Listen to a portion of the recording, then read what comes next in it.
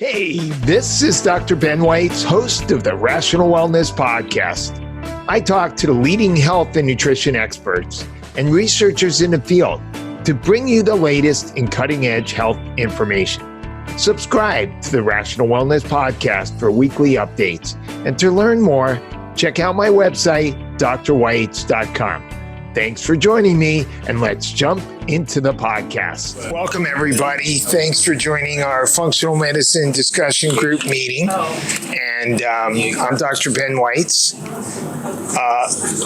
Our next meeting is going to be September 25th, and we have Dr. Matthew Budoff, who is a preventative cardiologist, and he'll be delivering the second annual Howard K. Elkin Memorial Preventative Cardiology lecture. Howard Elkin was a preventative cardiologist, integrative cardiologist who was a regular part of our group, and he died last year. So last year I gave the talk. And I just got a text today from Tom O'Brien, who wants to know if we want him to come speak the second Tuesday in October, because he's going to be speaking somewhere else. So what do you guys think about Tom O'Brien coming? Yes. He's come several times before. He's a really dynamic speaker. Let's see. I'm recording a device. It's offered through Zoom. Hopefully that's all going to work. And if the recording comes out, which I hope it will, is be included in my Rational Wellness Podcast. And so please check out the Rational Wellness Podcast. And I'm very happy that we have 3 sponsors for this evening. And one of our sponsors is Integrative Therapeutics.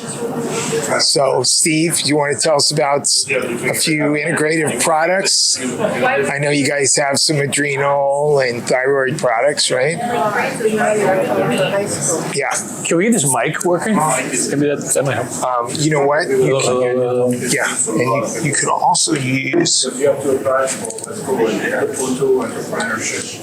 I think the volume is over there for the mic. I don't think this is working. You know what? That just goes directly to the camera.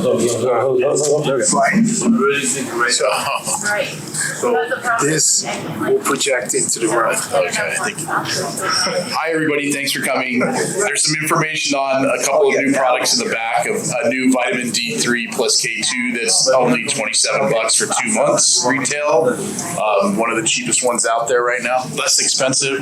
Also, our new Curaleaf high bioavailable curcumin, which is actually blowing up. It's already passing Thyroid, which is the #1 selling curcumin on Fullscript. And we have our clinical nutrients HP high potency multivitamin, which is also the biggest selling multivitamin on Fullscript. So check it out.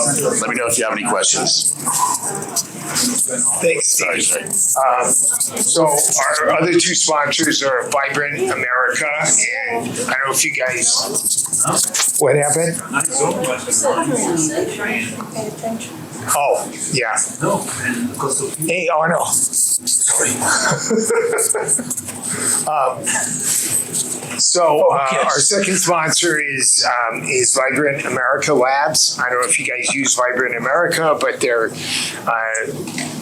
a one-stop shop for functional medicine labs. They offer all the individual labs, advanced lipids, hormones, etc. They offer testing for Lyme. They have stool testing. They have... What's the name of the lab? Vibrant America. So you can get we set up a male and female panel that includes full thyroid, male or female hormones, advanced lipids, a specific number of nutrients, vitamin D, omega-3, zinc, copper, a couple of inflammatory factors for about $400.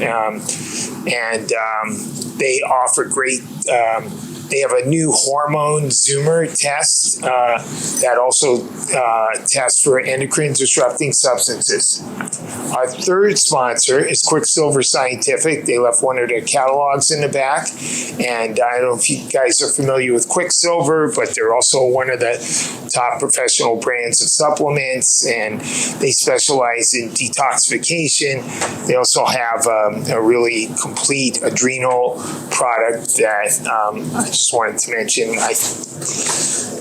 It's called, I can't think of the name of it, but anyway, we use a lot of Quicksilver for detox. We use their liposomal glutathione and their ultra binder and their liver sauce. So anyway, we're very happy that our speaker for this evening is Dr. Marc Ryan. He is an expert on Hashimoto's thyroiditis. He's written 2 books on it. He also teaches at an acupuncture school, Yosan University. So, Marc, thank you so much. Great. I think is this mic live? Can you guys hear me? Yes. Great. Well, thank you so much for having me. It's my pleasure to be here. I really was trying to figure out what I want to cover with you guys, because I've normally teach this as a part of my course that I teach at the university. It's a 16-hour course. So I've chosen 1 hour and probably a little bit more to share with you. And let's see if we can get this going. One of the course is structured about the 5 elements of thyroid health. I am very much interested in the integration of Chinese medicine and functional medicine, and much of my book and the course is really about how the thyroid impacts all of the different various 5 elements. But today we're really going to focus on just the thyroid. First, whenever I teach or speak, I like to take a moment to set the intention. How can I be of service to you today? How can I advance you in whatever way you would like to be advanced? Let's take a moment to do that. And as we said, my name is Marc Ryan.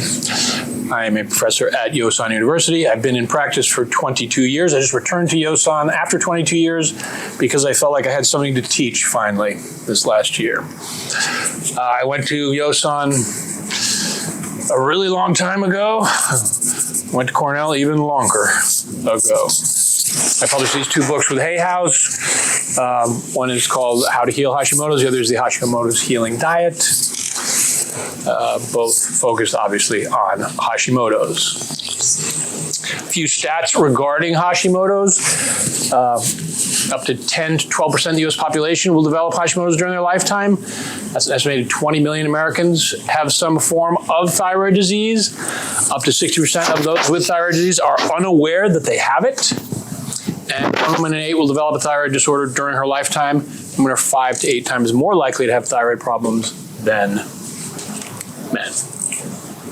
Hashimoto's is the most common cause of hypothyroidism in the United States, with a 5 to 10 times prevalence over men. For prevalence of women is 1 to 2% range. So that's about an estimated 16 million women alone in the U.S.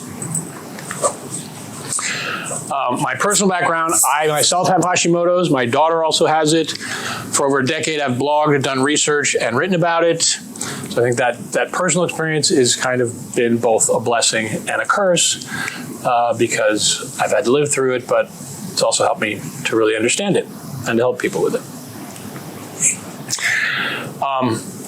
I focus on this one problem. This is one thing, too, with my students. I try to encourage people, and I think if you're in practice at all, it's very important to think about specializing, because you can reach a lot of people. A lot of people think specializing means you have fewer clients. This has not been true for me. I specialized on this one particular niche, and I've treated over 3,000 Hashimoto's patients in the last decade. 95% of them have been female. The average age is 46. I've treated people from age 7 to 65. The most commonly prescribed drugs for them are Synthroid, levothyroxine, Natrithroid, and Armour. The most common symptoms are fatigue, weight gain, brain fog, depression, anxiety, hair loss, constipation, and insomnia. They can't quite hear you. Can't hear me?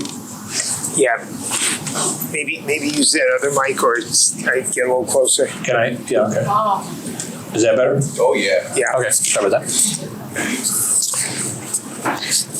So I just want to do a little review of some thyroid physiology, and then look at the thyroid testing, and then look at some cases.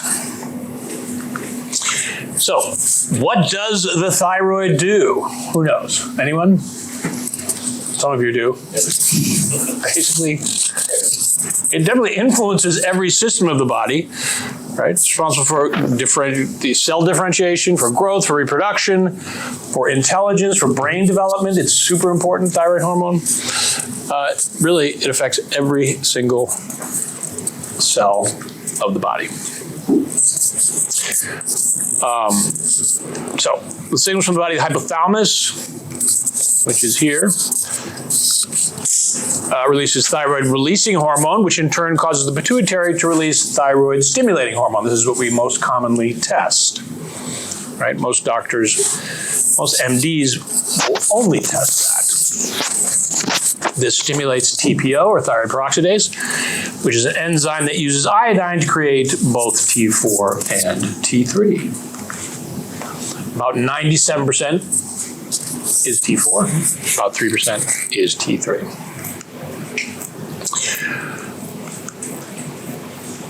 And of that, the body can't use most of it, so about 60% of T4 is converted to T3 in the liver. Then 20% of that T3 becomes reverse T3, which is inactive. And then in the intestines, the additional 20% is converted by T3 by bacteria. The final 20% is converted in the peripheral tissue, the heart, adipose tissue, and skeletal tissue. There's something, a term that I coined called functional hypothyroidism. This is something very, very common where we see normal lab tests, but lots of hypothyroid symptoms. This is very, very common. And these are, again, the most common symptoms of hypothyroidism.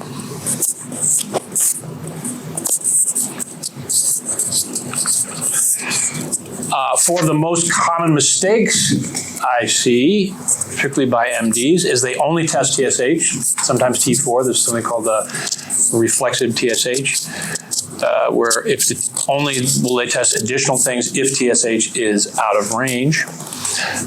They will ignore or disregard other symptoms. They will ignore other systems of the body and the thyroid's impact on those systems. And they'll only supplement with T4, usually that's synthetic T4. That's the most common approach by the vast majority of MDs.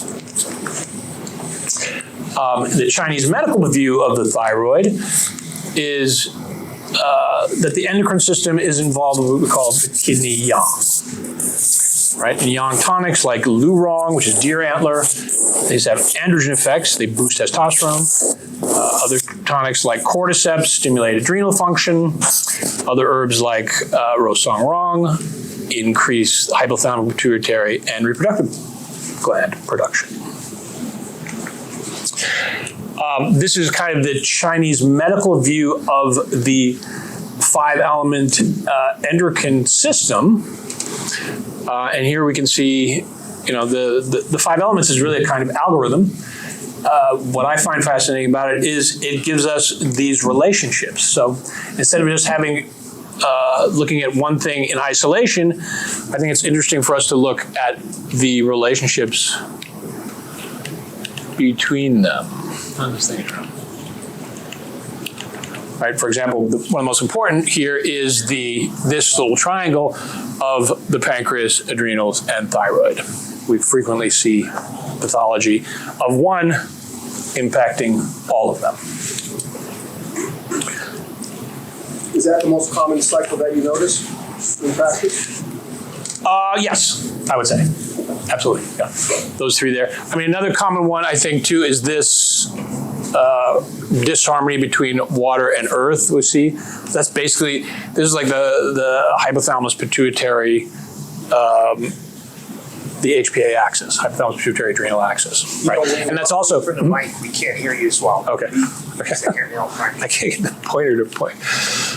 All right. Whatever. Yeah. So that pituitary adrenal axis, also that pituitary thyroid axis, that's the HPT axis, hypothalamus pituitary thyroid axis. I've really been enjoying this discussion, but I just want to take a few minutes to tell you about a product that I'm very excited about.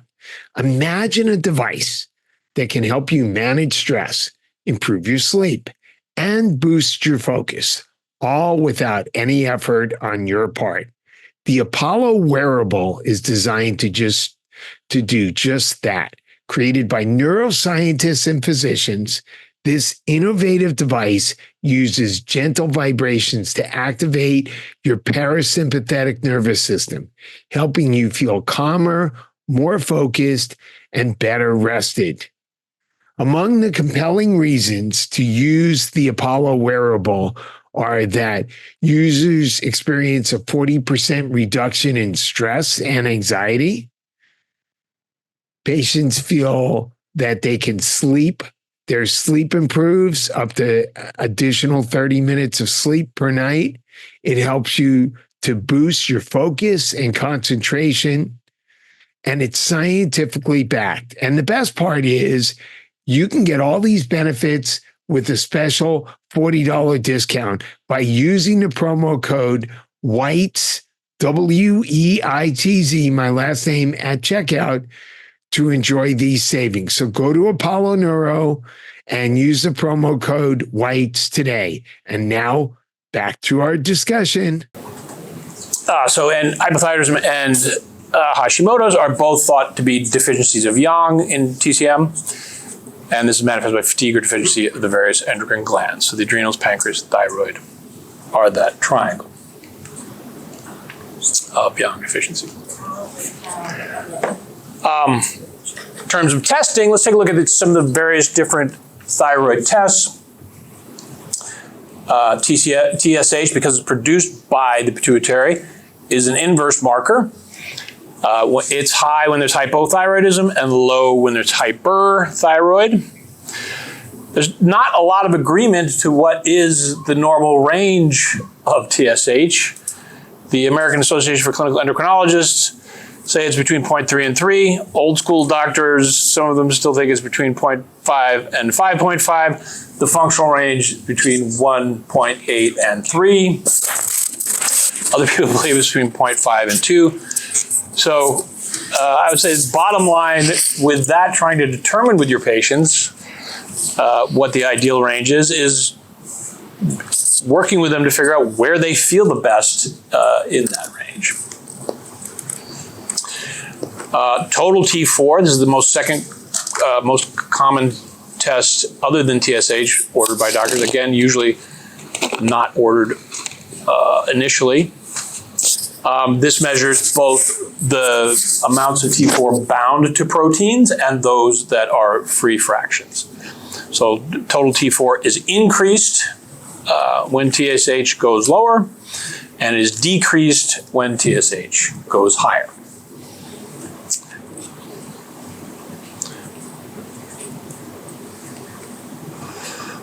Are TSH and T4 good tests for measuring thyroid function? Well, let's take a look at what the research says on this. There's a interesting study in the Journal of Clinical Endocrinology and Metabolism. This was a study of elderly men, unfortunately. I don't know why they don't do these tests on women, but actually I do know, but hopefully one day we will.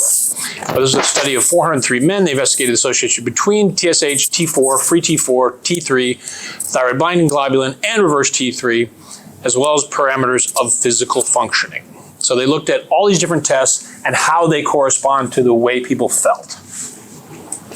And T4 levels had a negative correlation with tissue thyroid levels, meaning the higher T4 levels were associated with decreased peripheral conversion of T4, lower T3 levels, and higher reverse T3 levels. So it was not working. All right, so in other words, T4 is not a good test of thyroid hormone levels in the tissues of your body, where you actually need it to work. A better way to determine that is the T3 and reverse T3 ratio, which help us understand how much thyroid hormone is actually getting absorbed and being utilized. Also, the combination of increased T4 and reversed T3 with decreased T3 levels meant that those people felt worse physically when they looked at those testing results. So, Mark, Yes. do you think the fact that they don't test for T3 and do a more extensive panel, is it just about money, or is there some other reason? I mean, they're not that expensive, those tests. So I think it's largely because they don't care. It doesn't really determine, they're not really that interested in that. For most of them, If everybody's going to get Synthroid, then it right, doesn't exactly. They're matter. going to get Synthroid anyway, and they just basically have been taught to use TSH as the measure of whether that's being successful or not. So yeah. Again, to me, this is that state of functional hypothyroidism where we're seeing enough in the blood, but it's not functioning in the body. Now, what about when the patient has, they're taking T4 and the T3 is low, but the TSH is reasonably low? Is how come the body doesn't raise the TSH if it's not getting enough T3, or is it only measuring T4? So if you're saying a situation where the TSH is low and the T3 is also low? No, the T3 is low, TSH is what's considered good, right? Like say 1.5 or something. Okay. The T4 is within range. They're taking T4, but the T3 is low. Yeah. So I think that is this state of functional hypothyroidism. That could be receptor resistance. That could be, they're not converting it. Right? One thing to understand too is when you have this thyroid hormone present in your body, it has to be converted. No. Right? We were talking about before, that happens in the liver, that happens in the gut, that happens in peripheral tissue. And then it also has to be absorbed beyond that. I'm just wondering, I understand it's probably not being converted, but is the body's sensory system not measuring the T3, or is it, why doesn't the TSH go up if they don't have enough T3?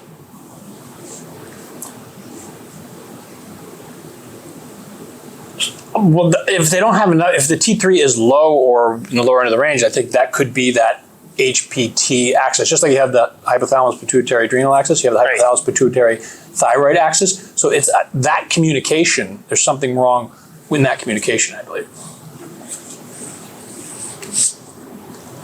So again, what are the best tests for determining tissue levels of thyroid hormone? T3, reverse T3, and that T3 and reverse T3 ratio. So let's look at those tests. Total T3 gives us that total concentration. So again, this is what's bound to the proteins and what is also the free fractions together. This is the preferred test for Graves' disease, which is another autoimmune disease that causes hyperthyroidism. Total T3 can also be useful identifying T4 and T3 conversion problems. That is that enzyme 5-alpha dehydrogenase is responsible for conversion. It converts both T4 to T3 and stops T4 from working. Reverse T3, this test measures the amount of reverse T3 that is, what is happening? Present, or is produced, usually created when there's extreme amount of stress. So reverse T3 is kind of our body's way of taking thyroid hormone and saying, you're too stressed, you don't need to be more stimulated. So we see this like if someone has had a car accident or is in surgery or is pregnant or has just really bad chronic stress. Sometimes that will cause it. So those can be related to your adrenals, higher or lower cortisol. And also the third instance, if you're iron deficient and anemic, that can lead to high levels of reverse T3. All right, and two other tests to look at, which I think should be ordered, are the free T3 and the free T4. These measure the free fractions of T3 and T4, or how much of that is actually available and active in the body. And then there's that ratio of free T3 or T3 to reverse T3, letting us know what kind of conversion is happening. There's a website called Stop Thyroid Madness. There's actually a couple of these online. You can just input your numbers and it will automatically give you this ratio and let you know where you are in terms of that. That helps you to figure out, are you converting or not? Additional testing that's often not ordered by MDs, but I think is very important, is the antibodies to determine is there an autoimmune process going on. So the 3 tests that we commonly order are TPO, which is the thyroid peroxidase antibody, usually high with Hashimoto's, thyroglobulin antibodies, sometimes high with Hashimoto's, not always, thyroid stimulating hormone receptor antibody. This is for patients who are hyperthyroid.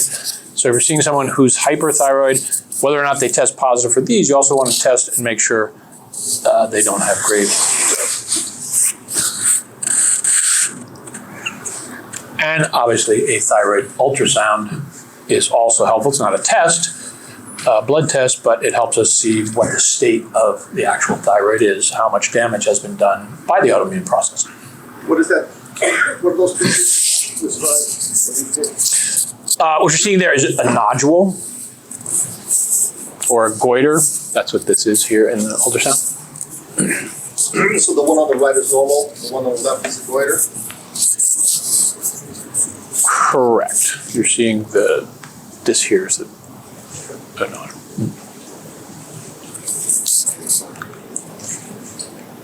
Okay.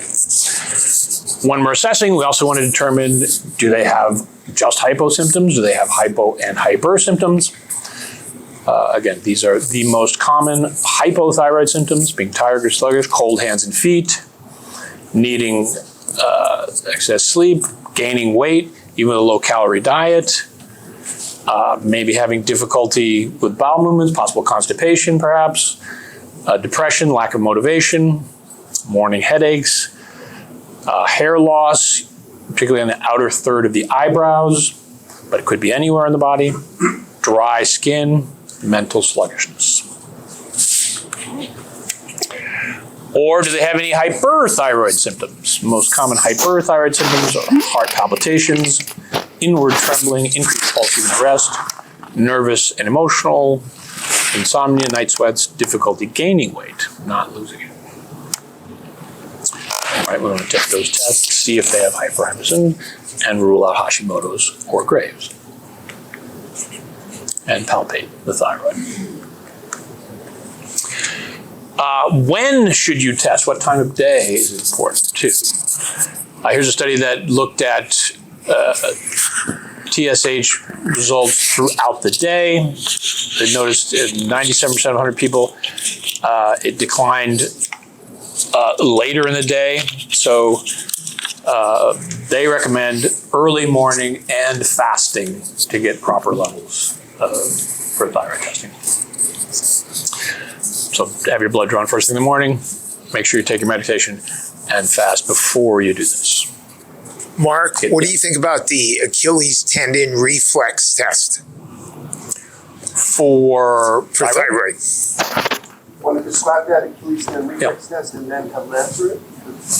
Not many of us know what that is, but you. That's a good idea.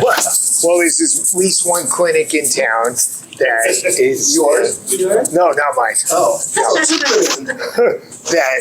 that is really big on prescribing a lot of T3 and feeling a lot of patients need T3, and they use the Achilles tendon reflex test. I'm actually not sure exactly how to do it, but I think a diminished Achilles reflex indicates Is it- hypothyroid. See how quickly it'll work. Say it again. It's just a reflex hammer on the back, Okay. like right up into the. And they use that to determine T3 levels? No, this old tendon is weaker with hypothyroid. It's slow. Okay. Old We were taught this in school, like. So all it's tendons slower. throughout the body, but No, specifically. just specifically that? It'd be a beta cup I was. On this notice. Not the only. So did they do that in and not do testing?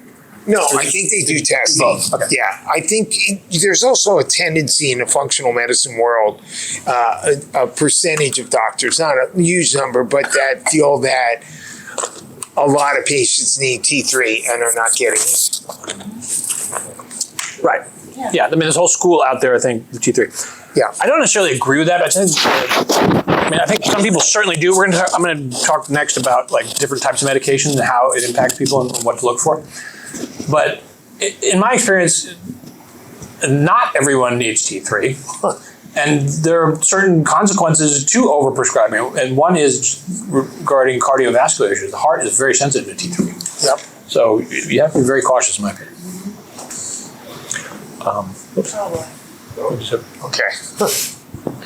All right, so again, just to wrap up, these are the top 7 tests: TSH, free T3, free T4, reverse T3, the antibodies, and the ultrasound. Again, these are the other tests that can be also ordered.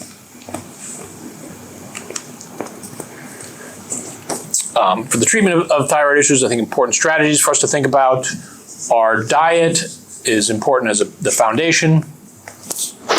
And rather than just, which most MDs end up doing, prescribing more thyroid hormone, let's look at how we can improve thyroid hormone conversion, how we can improve thyroid hormone absorption, how we can treat the pathogens that may be leading to these issues, and how we can work on stress and calming the Shen in Chinese medicine. Here are some just basic minerals and supplements that are important for proper thyroid function. Zinc is needed to form TSH and too little conversion. Selenium acts as a catalyst to convert T4 and T3. Magnesium is important for proper thyroid function, and it's used by the body in many, many different enzyme reactions. Magnesium is hugely important for enzymes. Iron is very, very important for proper thyroid function and the transport of T3 to cells. So even being a little bit anemic can really impact your thyroid. Iodine is a very controversial nutrient. This is another thing that gets overprescribed, in my opinion. And I've seen people with significant problems caused by it when they have Hashimoto's. So the iodine is important for thyroid function, but it's very important not to overdo it. And glutathione, of course, is an important antioxidant. Question? Yes. Go back. Yeah. So iron, just can you clarify, like serum iron and also copper? Does copper sometimes in thyroid formulas? Okay. The difference between serum iron and ferritin. Serum iron is the amount of iron in your blood, and ferritin is the stored iron that's stored in the liver, the spleen, and the bone marrow. Iron is like metabolic gold for pathogens. So often if you have a bacterial infection or a viral infection or a fungal infection, the body will sequester iron and you'll see increased ferritin because it doesn't want to feed those pathogens. So that's very, very important. Value of increased ferritin. More about the serum value or the comparison of them together in relationship? I think you want to look, it's always about context, so we want to look at them together in the relationship because they can mean different things if one's higher, the other's low. Your prior slide says calm the Shen. Yes. Talk a little bit more about what does that mean? Yeah. And how do you do it? Yeah, in Chinese medicine, Shen is thought to be your spirit. So we have various treatments for calming. Essentially, it's like relax, sedation, calming. Having you be more peaceful. So acupuncture can be helpful for that. There are different particular points for that. There are certain herbs that are helpful for that, like oyster shell and some of these herbs that are heavier tend to do that. Did I finish answering your iron question? Was there something else you had? You said, copper you're asking about too. I have a few clients that are like, they look like they're Hashis, like their TPO antibodies are elevated, and then it's really low air. Yeah.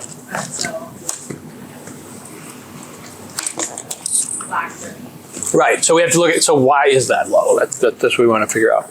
Yeah. And what is the context of that with the serum iron too? Do you remember what the context is? What their serum iron was like also? We can't quite hear you. Not off the top of my head. I don't remember Okay. what their iron levels were, but I mean, Okay. I just remember like ferritin was like super. Yeah. Yeah, so that's concerning. That's definitely something that needs to be addressed. What do you think about the nutrient inositol for thyroid? I mean, inositol is helpful for glucose metabolism, I believe. So I think Yeah, there's been some recent data on it, inositol for thyroid. for thyroid, Yeah. not really. And what do the studies show? Studies show it's potentially beneficial for hypothyroid. It improves conversion of T4 to T3. Interesting. Yes. I think it's good practice to measure iodine in a blood test to know if you need it in thyroid. Yeah, you. I mean, is that what Yeah. you do? Or, I mean, you know. I don't normally do that, but you could. I mean, there's various different types of tests for iodine. You can do that. You could do a urine challenge. Is there a lab value for iodine in blood or in urine? There are. Don't remember it off the top of my head. Yeah.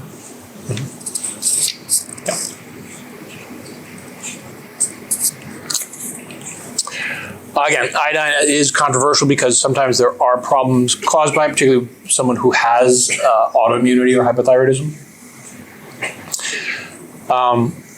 So yeah, the UIC is a sensitive marker for current iodine intake, recent iodine status.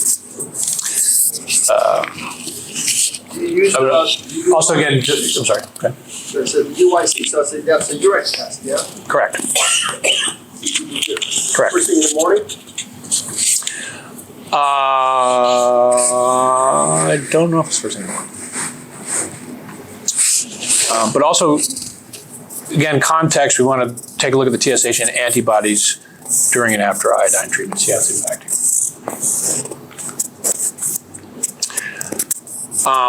Some other things to think about just in terms of nutrition and the impact of other things on the thyroid.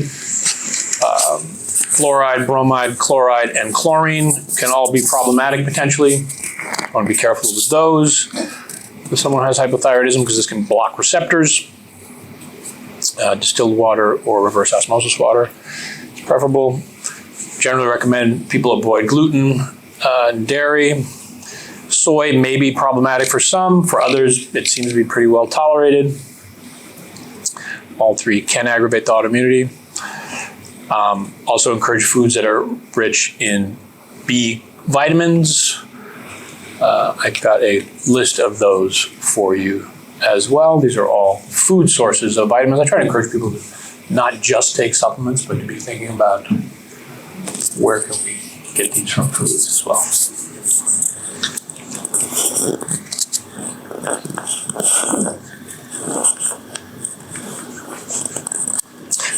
Goitrogens is another controversial area. I do not believe that goitrogens are a problem. I think that when these are chopped properly, there are so many benefits to them that far outweigh any potential problem. These two substances are what are known as goitrogens. So goitrogen is something that term comes from the 1950s. It's basically something that's supposed to cause a goiter in the body by inhibiting the thyroid peroxidase enzyme. We can't quite hear you when you Okay, turn away from the mic. Okay. Yeah. And what's an example of these vegetables? So anything in the cruciferous vegetable family, broccoli, kale, cauliflower, what have you.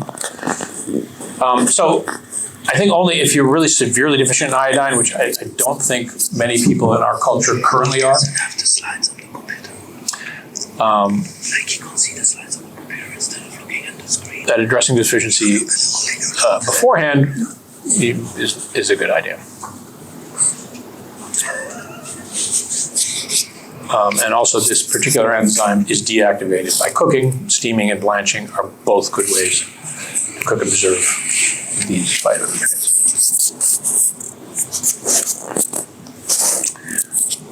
Also a strong connection exists between isothiacites and selenium in the formation of other important enzymes for the thyroid,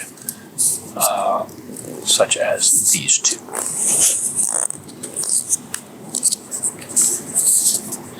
All right, let's talk a little bit about thyroid hormone conversion. So I said before, this happens in a few different places, in the liver, in the gut, and in the peripheral tissue. So one way to improve it is to make sure the liver is detoxifying properly and the liver is functioning properly, to make sure we address T3 and reverse T3 levels, to work on the gut, to work on adrenal stress, and to work on systemic inflammation. All these things, if we address them, can improve conversion.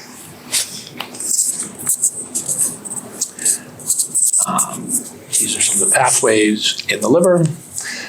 The enzyme largely responsible for thyroid hormone conversion is called 5-alpha dehydrogenase. There are different forms of it.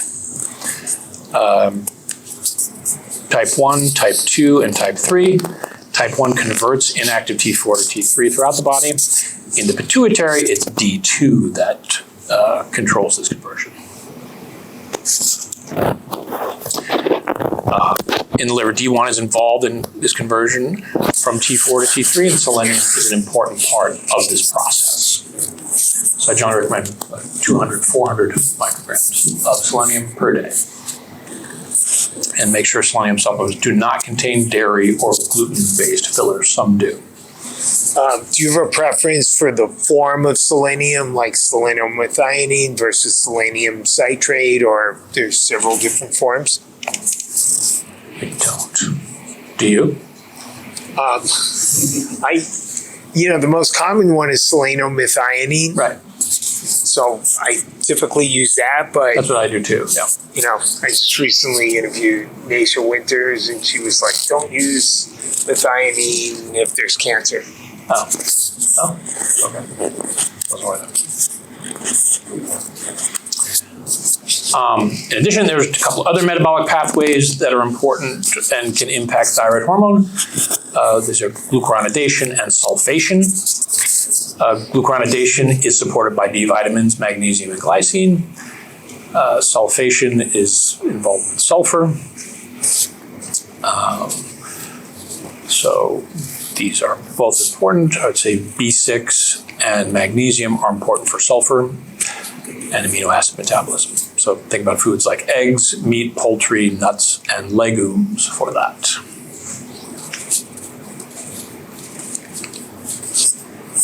Yeah, recap: selenium, magnesium, B6, glycine, all effective for liver detoxification.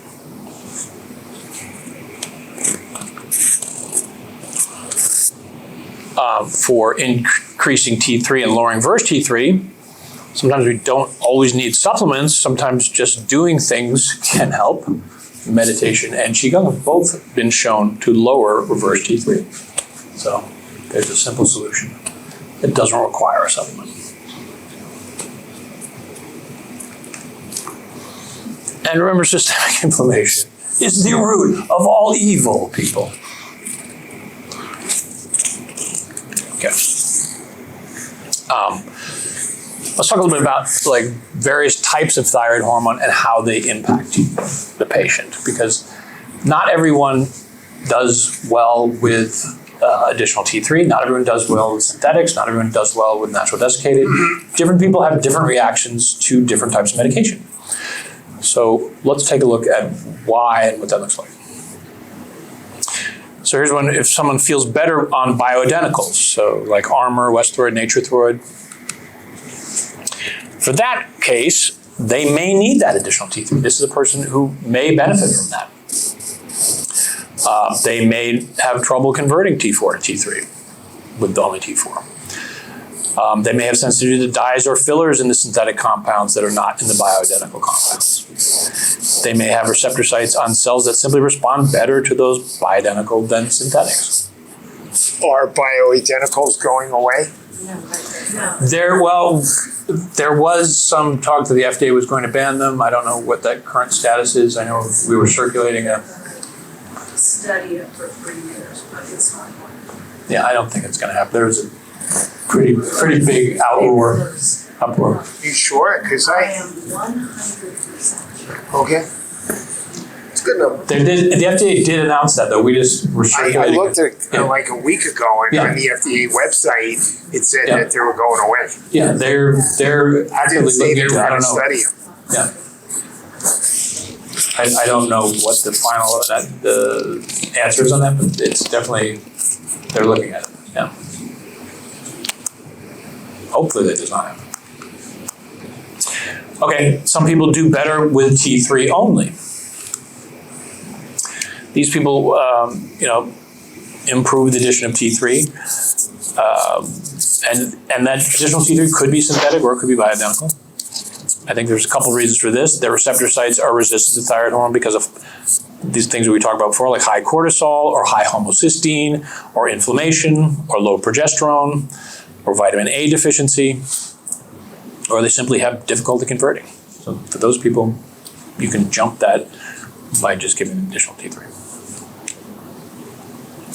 Then there are others that don't feel better with T3 or bioidentical hormones. Right? In both of these cases, more T3 is introduced, but it doesn't help. These people may not have too little T3, but instead may have an active and uncontrolled autoimmune process. Like maybe the autoimmunity is not being addressed properly. And that could be causing a release of thyroid hormone. In some cases, people can have excess adrenal hormones like epinephrine caused by too much nicotine, too much caffeine, too much stress, or too much exercising.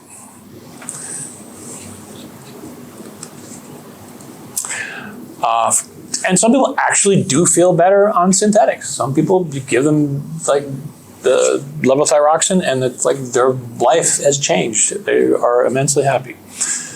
So for these people, I think they are ones who probably are converting reasonably well.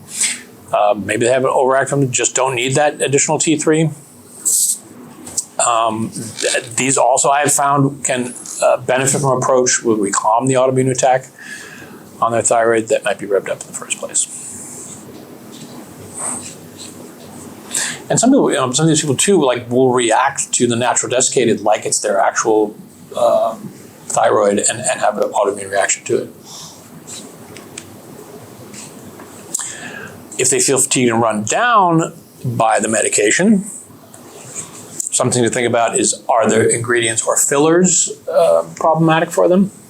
If they're taking bioidentical hormones and they have this reaction, that may be an autoimmune response to the medication itself. Sometimes that happens.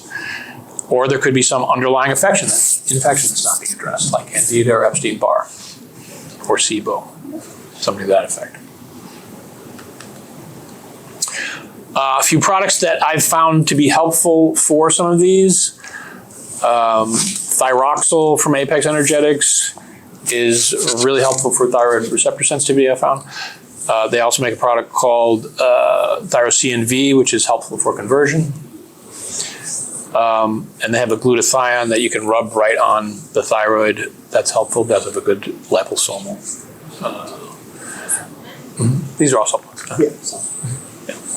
But you said the company you work with too also has a good liposomal glutathione. Yeah. Quicksilver. Yeah.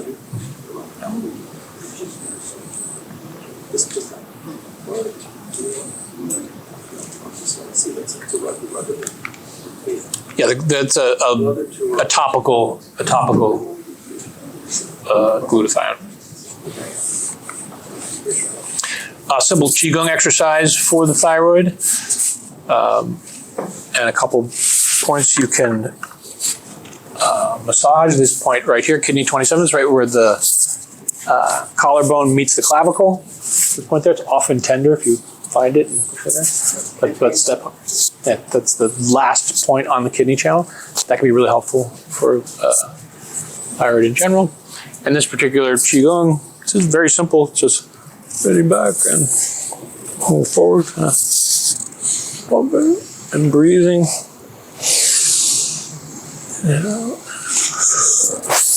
That's good. Very simple. Both can be beneficial.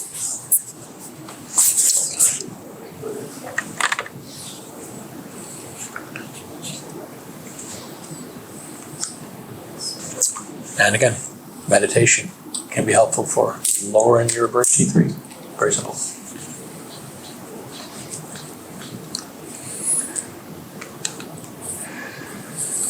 Okay, so I thought we'd look at some cases. Any thoughts, any questions, any comments? Yes? One thing, I don't know if I heard you get too much, was just toxins. Yeah, I consider that one of the stressors, but we're not, because you mentioned like apples, but your thoughts on how toxins impact the Can you Yeah, I repeat did her think- question? Pardon? Can you repeat her question? Yeah, so she's asking how toxins can impact the thyroid. Yeah, and our world is awash with toxins. That's a great question. I did mention earlier that things like fluoride and chlorine, bromide, which is in fire retardants, those can all affect thyroid hormone receptors, so that's very important. Heavy metals can have an impact. I think in general, there's a burden on our livers that, since the liver is so important for conversion, that we want to address that as well.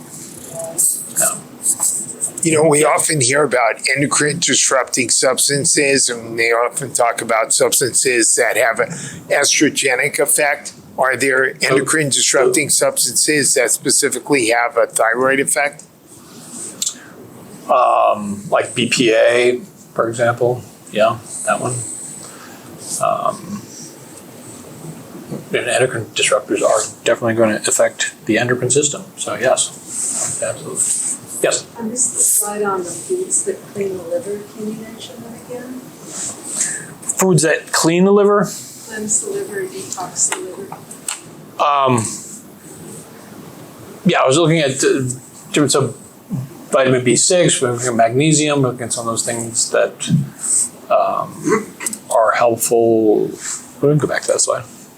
Apex got a cleanse, and a process got a cleanse. There's a lot of good liver cleanses. Yeah, there are a lot of good liver cleanses there.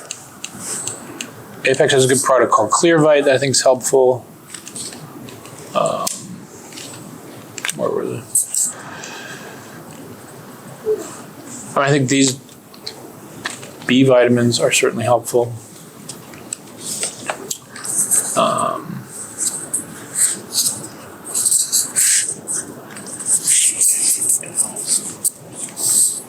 The one I was looking at was these here. B vitamin, magnesium, glycine. B6, magnesium, and these foods like eggs, meat, poultry, nuts, and legumes, all helpful for supporting those two metabolic pathways in the liver. Yeah. What are your thoughts about those effects on slow or any inflammatory, autoinflammatory? Yeah, I think low dose naltrexone can be really helpful. I've found in patients that it seems to be more successful if we address some of the underlying issues first. For example, if they have adrenal fatigue or exhaustion, or if we were talking about anemia, or if they're anemic, things like that. It seems to be more effective if we address those things first, but I think it is very helpful in calming the autoimmune response, and some people respond really well to it. Yeah.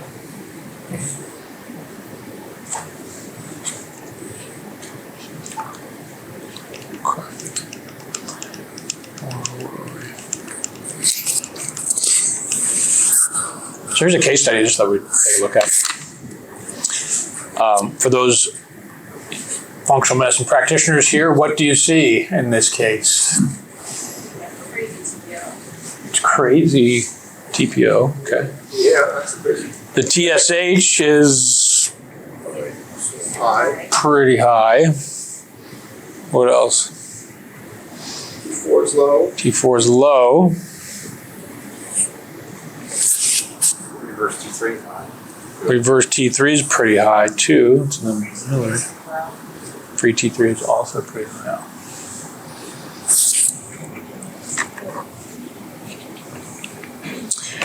This is the symptoms of this person. Not a surprise, given that blood work. A lot of hypo symptoms. And some hyper symptoms too, so it's interesting. Here's what they're taking, or they were taking when I first saw them. Can you see that slide? No. Yeah, so they started with WP Thyroid, 1 grain, and then they changed over. Prior to that, they were taking thyroid they got from Thailand. They were taking a product called Enzyme Age Digestive, biotin, folic acid, a product called Thyroid Energy, coenzyme B complex, raw probiotics, vitamin D3, vitamin code, something like a multivitamin, vitamin E, glucosamine, quercetin with bromelain, L-glutamine, GABA, taurine, 5-HTP, DLPA, potassium glucuronate, natural calm plus calcium, bentonite clay, reishi extract, and modified citrus petrin. So, like, someone went down a rabbit hole and took everything they could find. So, I mean, this is not that uncommon in real practice. You'll see people who are taking lots of stuff. But I think here in particular, there's a few things to point out that are problematic for me. The reishi extract being one of them. People with autoimmune conditions like Hashimoto's, in my experience, this can really make things worse because it stimulates the immune function. And when you have autoimmunity, you have to be careful about stimulating immune function because you can stimulate that part of the immune system that's causing the autoimmune problem. So that was the first thing I got this person off of. Bentonite clay, I think, is also potentially problematic. It can be good for cleansing, but if you're doing it repeatedly, you're just coating your intestines with clay and impairing absorption of important nutrients, vitamins and minerals. So that's another thing that I would encourage them not to be doing. Why they chose that? I think because they read that it was good for like a cleanse to do it, and then they just didn't. Whoever explained it to them, they explained it well, and they just continued to do it. Were they self-directed or were they working with a practitioner? This was largely self-directed. This whole stew of things they came up with. Yeah, Instagram, going down the some Google or now AI rabbit hole of things to do. No. So yeah, sometimes part of what we do as practitioners is to help them sort out what's appropriate for them and helpful for them, and what is not helpful for them.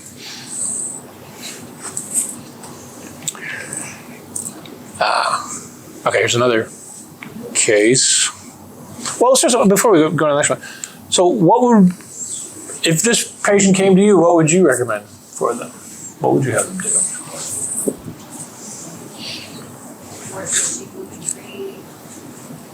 Diet, like, start with basic. Mm-hmm. Definitely important. What was their mental health like? I mean, I think this is pretty reflective of what their mental health was like. They were grasping for straws, was really struggling at that time. Did you really have leaky gut? Mm-hmm. Did she have leaky gut? I mean, I think she had at least compromised absorption, probably because of the yeah. What I'm asking is, she might have like a history of trauma, and I've seen a lot of people who have a history of trauma who end up with Hashimoto. Who ends what? End up with Hashimoto later Yeah. in life. Uh-huh. I don't know if there's an official correlation, but somebody like her might also need more psychotherapy and psychiatric support. Yeah, maybe. Mm-hmm. My understanding, I manage a lot of Hashimoto's, they need a genetic predisposition to it, and they need to be exposed to a pathogen. Yeah, I mean, I think Hashimoto's is a perfect storm of things. It's not one individual thing.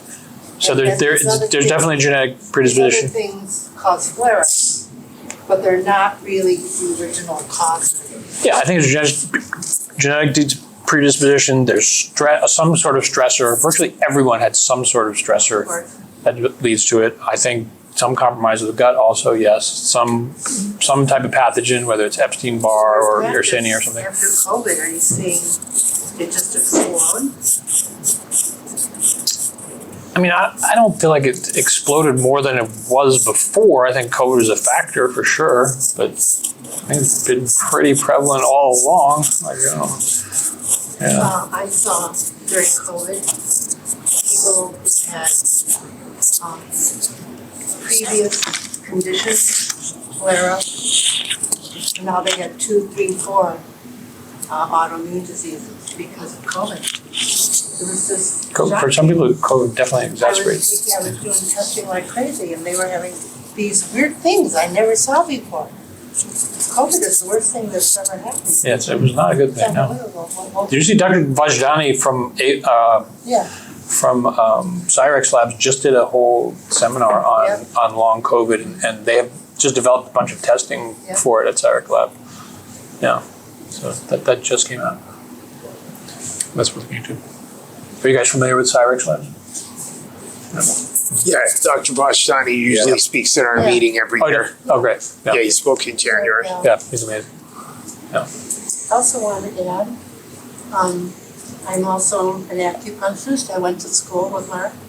And the two things that acupuncture offer in, let's say, to the world of medicine, if you will, I think that are unique it's the best protocol for respiratory diseases, and it's brilliant for converting a sympathetic condition to a parasympathetic.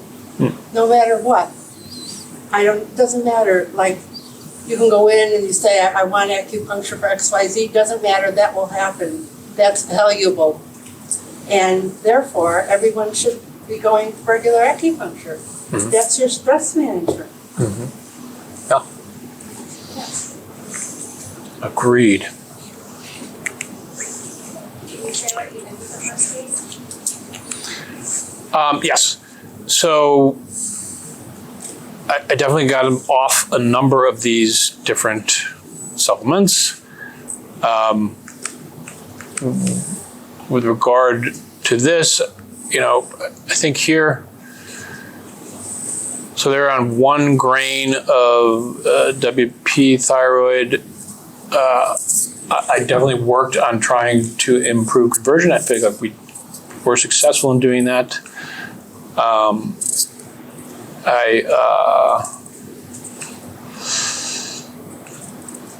Also worked on their diet, and definitely did. This is a person we did quite a bit of acupuncture with too, to just to work on the stress and I think the compulsive nature of what made her want to take so many of these different supplements that didn't get answered. As part of your treatment, do you do a search to address the autoimmune factors? Do you look for triggers for the autoimmune disease, whether they be food sensitivities or infections or toxins? Yeah, absolutely. We'll look for those things. Sometimes we'll test for them. Sometimes we'll just treat them. Again, I feel like the reishi was flaring up her autoimmunity as well here in this particular person. So getting her off of that actually helped. Can't quite hear you. I said I felt like the reishi mushroom extract that she was taking was actually contributing to more of an autoimmune response with her. So getting her off of that was helpful. I'd like to add that I believe the reason that it's a decent reason why an MD wouldn't want to find an autoimmune disease, because they're damn difficult to manage. That is true. Because it's like a whack-a-mole. They're all whack-a-mole diseases. That is true. You finally balance one set of symptoms with something else pops up. It's very, very intense work. And MDs don't have the time for it, or the patients. So what? Yeah, I don't think they don't have the training either. Right, Yeah. that either. Yeah. So Yeah, they have no idea. I don't wanna find it. This is why it takes 5 years minimum for patients. I've seen patients, I was just doing adjunct as the acupuncturist, and then I said, I think you have something, and their MD wouldn't do it. Wouldn't look for it. I had to insist, and then, have a bad relationship with the MD. Now they're not happy with me. But, They're not happy with you. Why? Well, to say they would be happy with you if you took them off their hands. I was insisting that they look deeper. Oh. And then I have to be the one to say, yeah, you do have this, and everyone wants to think, okay, well, what do I do to cure it? No, it's sort of a permanent, it's like you're gonna be managing this for the rest of your life. What do you do to manage it, right? Right. Right. Yeah. Right, so why would you wanna, if you don't have the ability to see the patient regularly, you just don't have that relationship, or their insurance isn't gonna cover it, there's no motivation. For you or for the MD? For them. MD, yeah.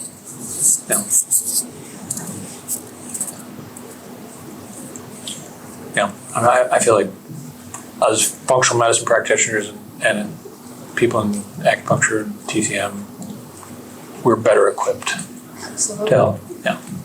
That the patient We have more realizes tools. what you say, Yeah. We also think holistically. MDs tend, certainly endocrinologists for some reason, tend to be really closed-minded, in my experience. And how many of them don't even retest before they just up their thyroid? Why go and shot? Right. That was my point earlier about thinking about, working on conversion, working on absorption, are things that are much better strategic tactics than just increasing also medication the dosage. unfortunate positive reason to discontinue the bioidenticals is because they're not manufacturing them in a consistent way. But that's not true. They are manufactured in a consistent way. I'm just letting you know that I've had. That's the argument. Yes, that's the argument. That's not true, though. Yeah, but MDs get notices about it, and then they have to comply with that. Yeah. I don't know if it's true. I'm just telling you that's legitimate. I think it's propaganda. I do not think it's true. There's plenty of research that shows that they're manufactured in a consistent way.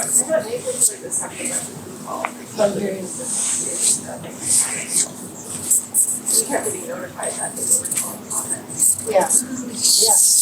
They did have some recalls, that's true. Yeah, but that's not unusual for any kind of medication. I think it's the case when these natural thyroid medications first came out, they were not super standardized. But for years, they've been standardized, and I just think that It's been a recent recall within the last 2 years. They've been. Sure, yeah, but I mean, many medications get recalled. That doesn't mean they're not standardized or that they're not. Right, it could have been something in the manufacturing, not necessarily something in the standardization of it. Yeah. Here, we take a little more. Here's another one. Again, elevated TSH, elevated TPO. They don't get as many test results. This was their symptoms. Pretty much only hypo symptoms.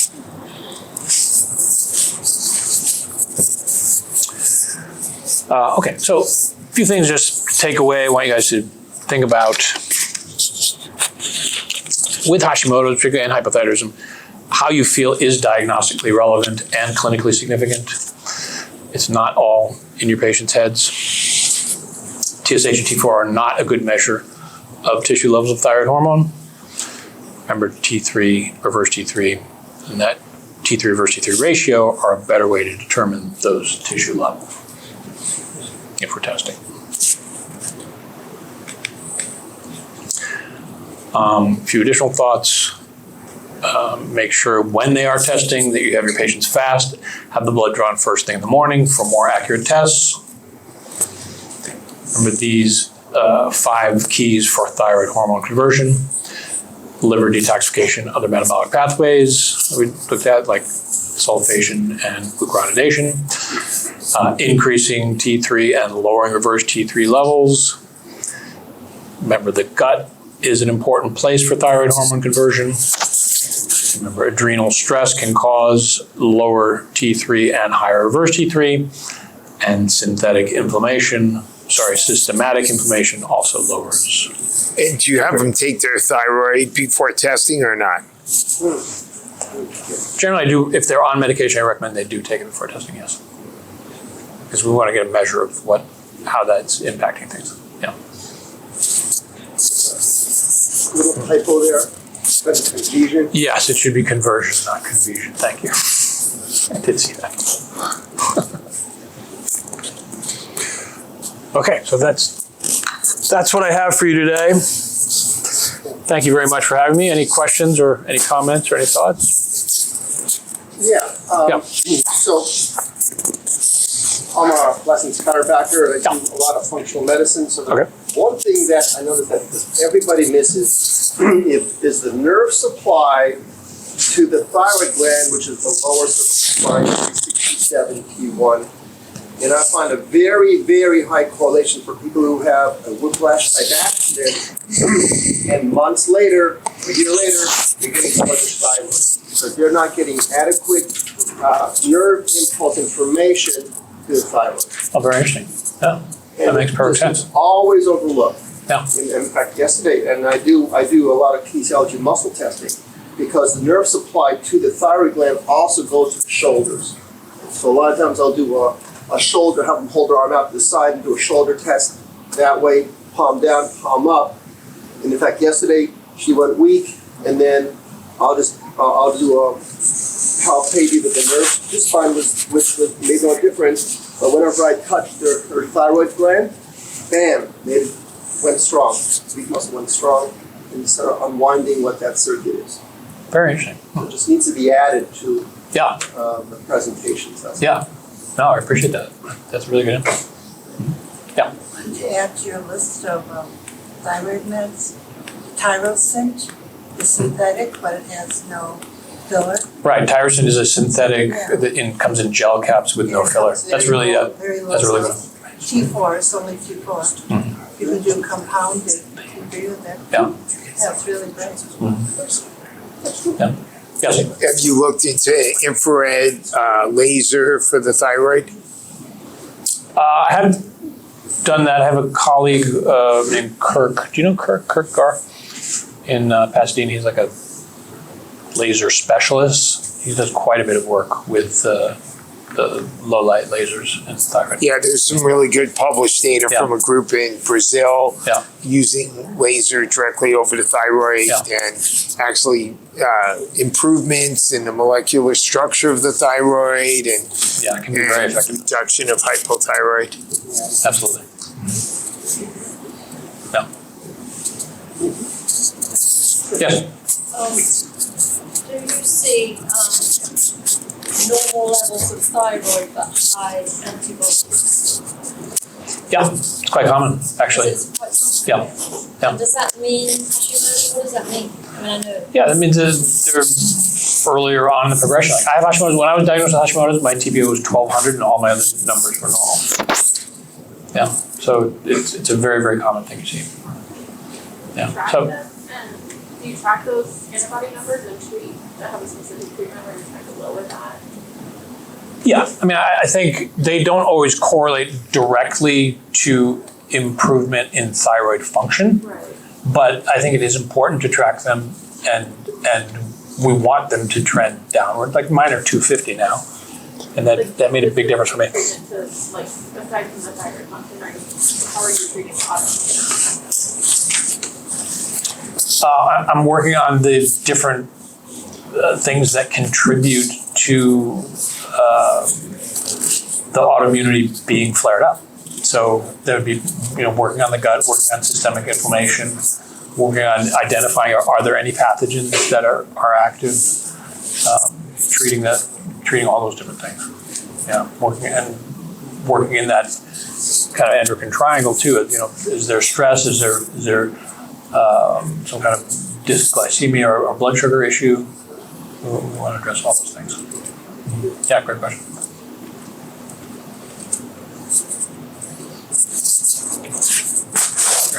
Yeah, great. Thank you. Thanks for having me. Thank you for making it all the way through this episode of the Rational Wellness Podcast. For those of you who enjoy listening to the Rational Wellness Podcast, I would very much appreciate it if you could go to Apple Podcasts or Spotify and give us a 5-star ratings and review. As you may know, I continue to accept a limited number of new patients per month for functional medicine. If you would like help overcoming a gut or other chronic health condition and want to prevent chronic problems and want to promote longevity, please call my Santa Monica Weitz Sports Chiropractic and Nutrition office at 310-395-3111, and we can set you up for a consultation for functional medicine. And I will talk to everybody next week.